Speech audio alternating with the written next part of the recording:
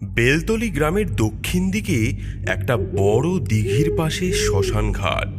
সেই শ্মশানে একটা বড় বেলগাছ আছে। সেই বেলগাছেই থাকে এক ন্যাড়া পেতনি। সে মানুষদেরকে ধরার জন্য তার জাদুর সাহায্যে বেলগাছে ফাঁদ পেতে রাখে। সে একটি সোনার বেল গাছের মধ্যে ঝুলিয়ে রাখে এবং যেই মানুষ সোনার বেলটি পাওয়ার লোভে গাছে ওঠে, ডাইনি তাদেরকে শিকার করে।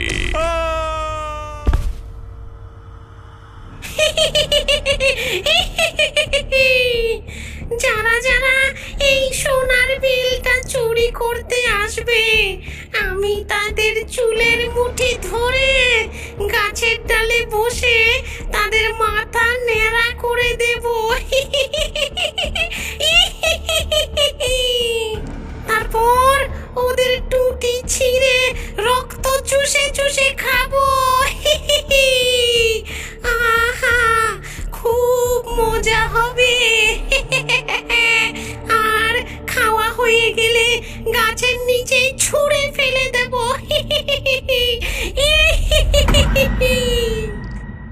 একদিন রাতের বেলায় কয়েকজন লোক শ্মশানে এলো একটা মরা পোড়াতে। বলো হরি হরি বল, বলো হরি হরি বল, বলো হরি হরি বল, বলো হরি হরি বল। কিন্তু বডিটা সম্পূর্ণ পোড়ার আগেই ঝড় বৃষ্টি শুরু হয়ে গেল। আরে আরে এই রে, ঝড় বৃষ্টি শুরু হয়ে গেল রে। আরে চল চল চল চল চল, পালাই সবাই, চল। সব লোকজনই বডিটা ফেলে পালালো। শুধু একজন বলল, উফ, কি ঝড় রে বাবা রে, এই ঝড়ের মধ্যে বাড়ি ফিরতে পারবো? তার উপর আবার মুষলধারে বৃষ্টি। একটু আশেপাশে কোথাও দাঁড়িয়ে যাই। হ্যাঁ, ওই তো বেল গাছ, ওই বেল গাছের তলায় দাঁড়িয়ে একটু অপেক্ষা করি। হ্যাঁ, বৃষ্টি কমলে বাড়ি যাওয়া যাবে খন। হ্যাঁ,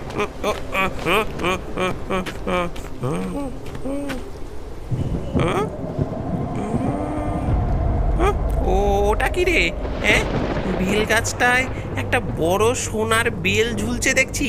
হ্যাঁ, কি অদ্ভুত কাণ্ড! এত ছোট বড় বেলের মাঝে একটা বড় সোনার বেল, এরকম তো আগে কখনো দেখিনি। হ্যাঁ, আশ্চর্য তো। যাই, আগে চারপাশটা দেখে নি। এই বৃষ্টিতে আমি ছাড়া আর তো কেউ দেখছে না। হ্যাঁ, না, কেউ দেখছে না। হ্যাঁ, যাই এবার গাছের উপর উঠে বেলটা পেরে আনি।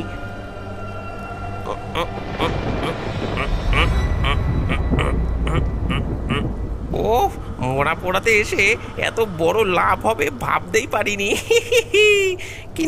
কিন্তু এই বেল গাছে সোনার বেলটা এলো কোথার থেকে? সেটাই তো অবাক লাগছে। সে যাকগে, আগে বেলটা পেরে নিয়ে পালাই বাবা। এবার আমার সব দুঃখ দূর হয়ে যাবে। এই বেলটা ভেঙে ভেঙে বাজারে বিক্রি করে অনেক টাকা পাবো।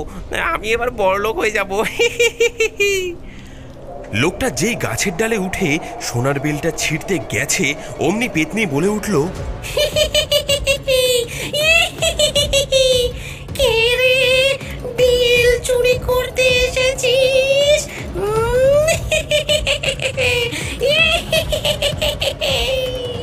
হ্যাঁ, ওরে ওরে, এটা আবার কে রে? ভূত ভূত! না না না, আমি আর চুরি করবো না, আর আসবো না এখানে। আমায় দয়া করে ছেড়ে দাও, আমি আর আসবো না। ছেড়ে দেব? বললাম তো, আমি আর করবো না, এমন করবো না। কান মুলছি, দিব্যি করছি। ছেড়ে দাও পেতনি, ছেড়ে দাও আমায়।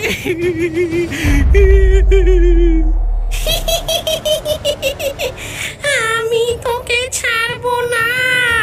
তুই আমার সোনার বেল চুরি করতে এসেছিস, তোকে তো শাস্তি পেতেই হবে।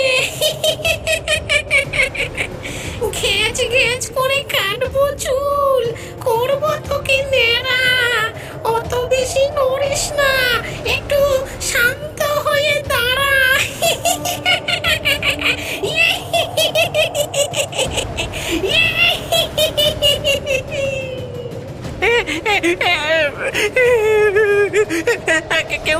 কেউ আমাকে বাঁচাও, কেউ বাঁচাও, বাঁচাও।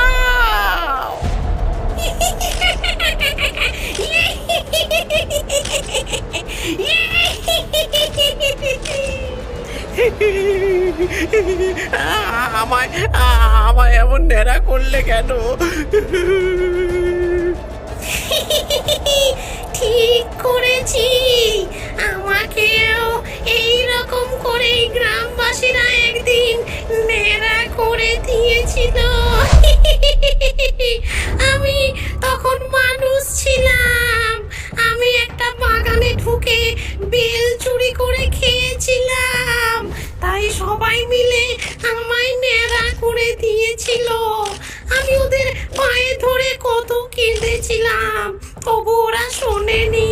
জোর করে চেপে ধরে আমার লম্বা লম্বা সুন্দর চুলগুলো কেটে দিয়েছিল।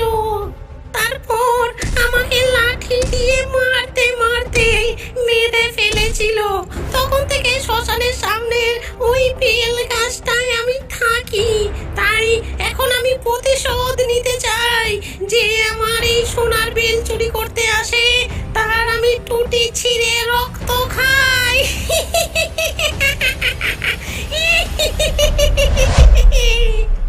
এই বলে পেতনি লোকটা টুটি ছিঁড়ে নিল, তারপর গাছ থেকে দুম করে নিচেই ফেলে দিল।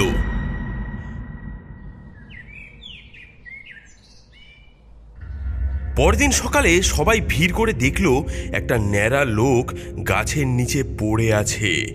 এইভাবে একের পর এক লোক সোনার বেল চুরি করতে গিয়ে মারা যেতে লাগলো। গ্রামের লোকজনের মুখে মুখে এই কথা রটে গেল, তাই মানুষ আর ওই শ্মশানঘাটের বেলগাছের ধারে কাছেও আসে না। কদিন পর বিশ্বকর্মা পুজোর দিন সবাই ঘুড়ি উড়াচ্ছে। দূর থেকে গাছে বসে বসে পেতনি ওদের ঘুড়ি ওড়ানো দেখছিল। হঠাৎ তার মাথায় দুষ্টু বুদ্ধি খেলে গেল। সে তার জাদু দিয়ে আকাশের সব ঘুড়িগুলোকে তার গাছে আটকে দিল। আরে দাঁড়া, আমি ঘুড়িগুলো পেরে আনি বেলগাছ থেকে। না না, ছেড়ে দে, যেতে হবে না। শুনেছি ওই গাছে নাকি পেতনি থাকে। আরে ধুর, যত সব ফালতু কথা। আমি এখন গাছে উঠে ঘুড়িগুলো নিয়ে আসি, দাঁড়া।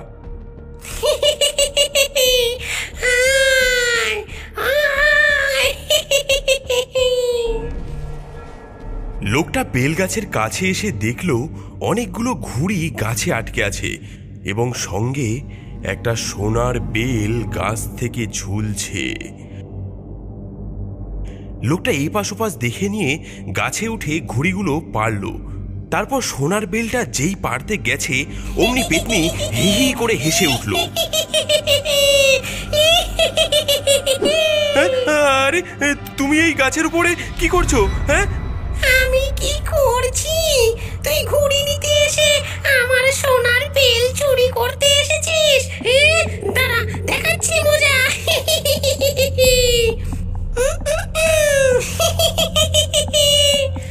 তারপর লোকটার হাত থেকে ঘুড়িগুলো আবার উড়িয়ে দিল। তোর এত সাহস, আমার গাছের বেল চুরি করতে এসেছিস?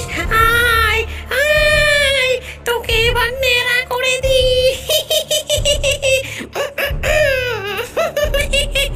না না, আমায় নেড়া করো না। না না, আমার ভুল হয়ে গেছে পেতনি, দয়া করে আমাকে ছেড়ে দাও। আর করবো না, ছেড়ে দাও আমায়, আমায় ছেড়ে দাও। তোকে ছেড়ে দেব, হ্যাঁ ছেড়ে দেব। দাঁড়া, তোকে আগে নেড়া করে তারপর তোর টুটি ছিঁড়ে রক্ত খাবো, তারপর তোকে গাছ থেকে ছেড়ে দেব।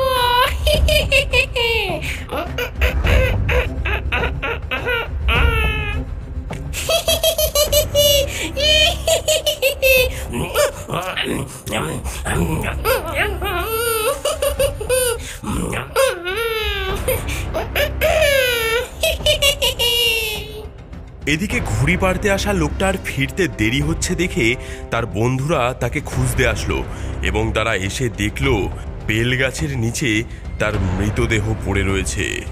এই দেখে সবাই দৌড়ে পালালো। একদিন দুপুরে ভোম্বল গোয়েন্দা গল্পের বই পড়ছিল। তখন ওর বন্ধু জগা আর রানী এসে বলল, ভম্বল চল, আমরা ওই শ্মশান ঘাটের বেল গাছটার কাছে যাই, ওখানে নাকি একটা সোনার বেল আছে। চল আমরা দেখে আসি। হ্যাঁ চল চল দেখতে যাব।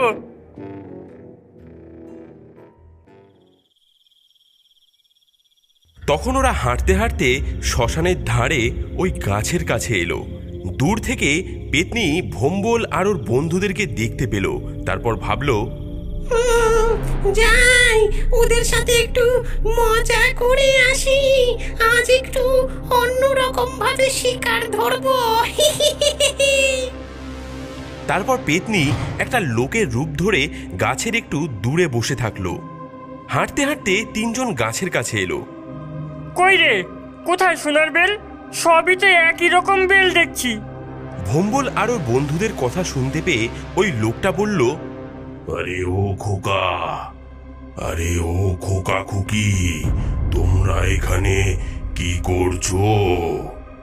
এই জগা, এই লোকটাকে আমরা সোনার বেলের কথা বলবো না। যদি ইনি আমাদের আগে সেই বেল পেয়ে যায়। আমরা এখানে গাছের বেল দেখতে এসেছি। ও, তা বেল দেখতে এসেছো? তোমাদের বাড়ির ওইদিকে বেল গাছ নেই বুঝি? হ্যাঁ আছে, কিন্তু সোনার বেল হয় না। এ কিছু জানে না, সোনার বেল আবার হয় নাকি? শুনেছি এই গাছে সোনার মতো দেখতে বেল হয়, তাই তো দেখতে এলাম। ও, সোনার মতো বেল দেখতে এসেছো? বেশ বেশ কথা।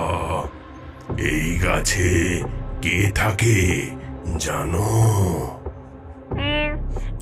কে থাকে? পেতনি থাকে, পেতনি। পেতনি তোমাকে খেতে আসে না?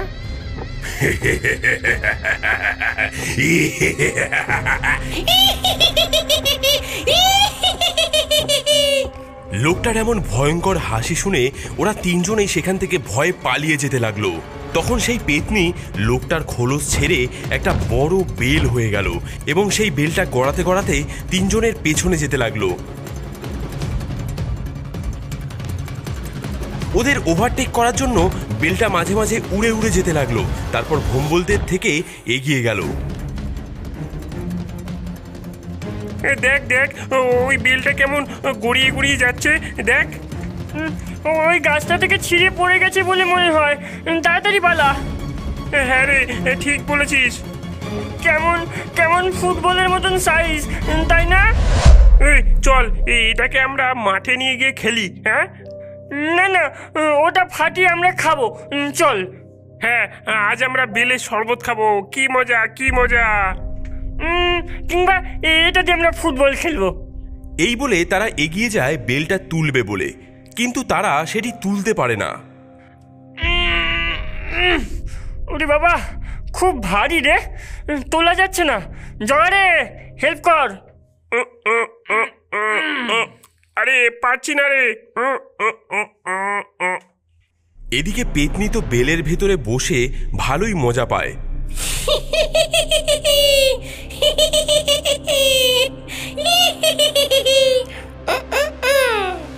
তারপর তার শরীরটা কিছুটা হালকা করে দেয়।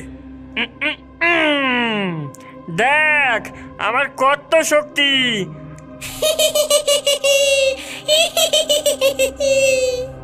তারপর ভম্বল আর ওর বন্ধুরা বেলটাকে মাঠে এনে যেই খেলতে গেল, অমনি বেলটা হুশ করে একবার এদিক একবার ওদিকে উড়ে যেতে লাগলো। তিন বন্ধু তো অবাক হয়ে দেখতে লাগলো। বেলটা উড়তে উড়তে আবার সেই বেল গাছের কাছে চলে এলো। পেতনি ভম্বল ও তার বন্ধুদেরকে জাদুর মায়ার টানে সেই বেল গাছের কাছে নিয়ে আসলো।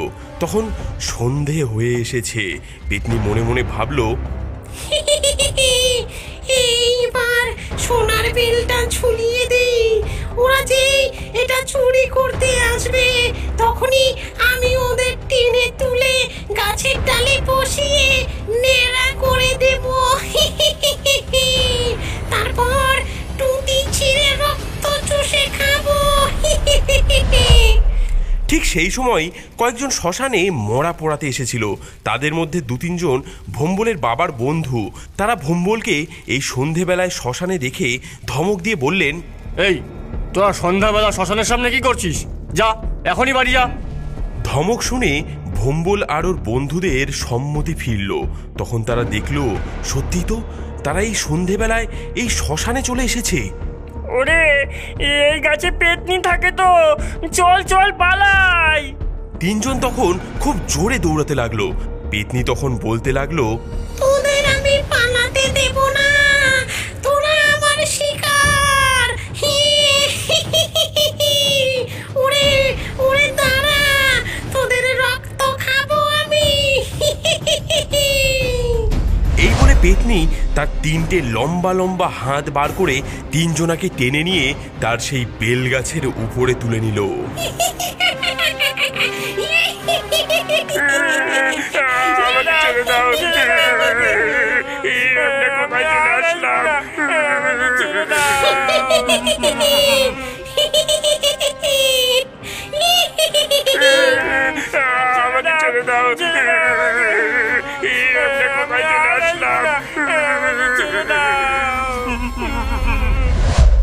ছেড়ে দাও, ছেড়ে দাও পেতনি, ছেড়ে দাও। আমি আর বেল চুরি করতে আসবো না, ছেড়ে দাও। চিৎকার শুনে ভোম্বলের মা ঘরে ছুটতে এসে ভোম্বলকে ডাকতে লাগলেন। এই ভোম্বল, ভোম্বল কি হয়েছে? হ্যাঁ? ভোম্বলের বাবা কানটা মুলে দিয়ে গম্ভীরভাবে বললেন, হতচ্ছাড়া ছেলে, মরকট ছেলে, পরীক্ষার সময় লেখাপড়া না করে এত বেলা পর্যন্ত শুয়ে আছিস। ওর শিগগির, নয়তো গায়ের ওপর জল ঢেলে দেবো। ভোম্বল বাবার কানমোলা খেয়ে তাকিয়ে দেখল নিজের ঘরের খাটেই সে শুয়ে আছে। হাঁফ ছেড়ে বাঁচল সে এবং মনে মনে বলল, উফ, যাক বাবা, ওটা স্বপ্ন ছিল।